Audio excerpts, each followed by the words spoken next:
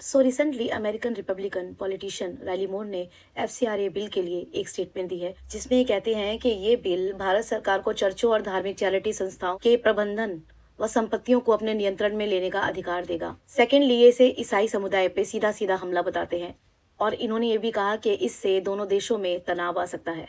तो आइए देखते हैं कि इस बिल के आखिर क्या नेगेटिव इफेक्ट्स हो सकते हैं। और जब मैंने यहाँ पूछा कि पहले से ही जब क्रिश्चियन परसिक्यूशन इंडिया में एक बड़े तौर पर हो रहा है, चर्चेस तोड़े जा रहे हैं, धर्मांतरण के झूठे आरोप लगाए जा रहे हैं, एंटी कन्वर्जन लॉ कई स्टेट्स में पास है, तो उससे इस बिल का क्या इफेक्ट हो सकता है। और यहाँ पे सीधा सीधा जवाब दिया जाता है कि ईसाई समुदाय के सामाजिक और धार्मिक कार्यों पर गंभीर नकारात्मक प्रभाव पड़ सकते हैं। तो फर्स्ट पॉइंट में यहाँ बताता है कि यीशु मसीह के प्रचार करने से आपको रोका जा सकता है। अगर आप घर में प्रेयर कर रहे हैं तो झूठी शिकायतों के होने पर, धर्मांतरण के आरोप से उस चर्च पर, उस जगह पर एक FCRA लाइसेंस आसानी से उसे रद्द किया जा सकता है, उसे निलंबित किया जा सकता है।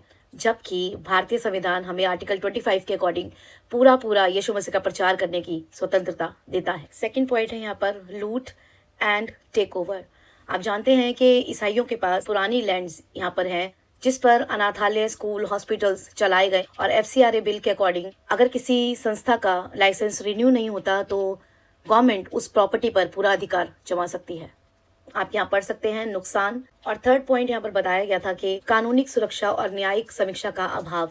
इस बिल के तहत संपत्ति जब्त करने की प्रक्रिया प्रशासनिक स्तर पर होगी, जिसके लिए किसी भी अदालती आदेश की जरूरत नहीं है। ऑलरेडी पास्टर्स पर और बहुत से लोगों पर झूठे आरोप लगाए गए हैं धर्मांतरण के, जो अभी तक भी सॉर्ट आउट नहीं हुए हैं, जिन्हें लंबे समय तक खींचा जाता है। और 90% से अधिक ऐसे केसेस दर्ज हुए हैं जो कि आपसी रंजिश में लोगों ने किए हैं, वाद विवादों में लोगों ने ईसाइयों पर किए हैं, या प्रार्थनाओं को बाधित करने के उद्देश्य से गढ़े गए हैं, जिसके बाद वो सब के सब झूठे निकलते हैं और पास्टर्स को बाइज्जत बरी किया जाता है। एंड अकॉर्डिंग टू UCF और EFI 2014 से 2024 तक ईसाइयों के खिलाफ हिंसा, कानूनी उत्पीड़न के मामले 500% इंक्रीज हुए हैं।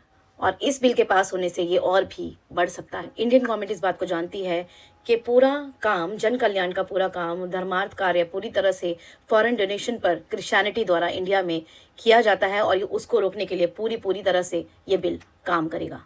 फिफ्थ पॉइंट यहाँ पर बताया गया था कि धार्मिक स्वतंत्रता और पहचान पर मानसिक दबाव ये बिल ला सकता है, जो कि चर्चों का तोड़ा जाना और प्रार्थनाओं को रोकना और भी बढ़ा सकता है।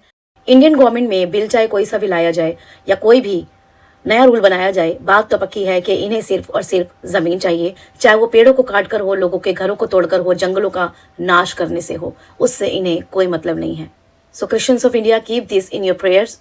God bless you all.